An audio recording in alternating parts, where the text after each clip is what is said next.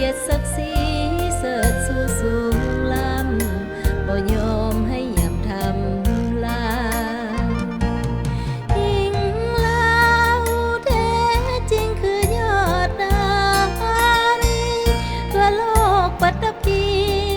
ย่อยองว่างามผ่องใสใครผ่านพบเขาเฝ้าพองละเมอติดใจยิ่งแล้วยิ้มแย้มแจ่มใสบ้าหรือใดเห็นเป็นความโง่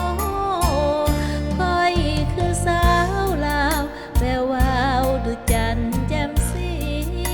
ขยันมันเพียรเต็มที่ยิ่งลาวนี้บอกเคยคุยโมสาดแทงคนหู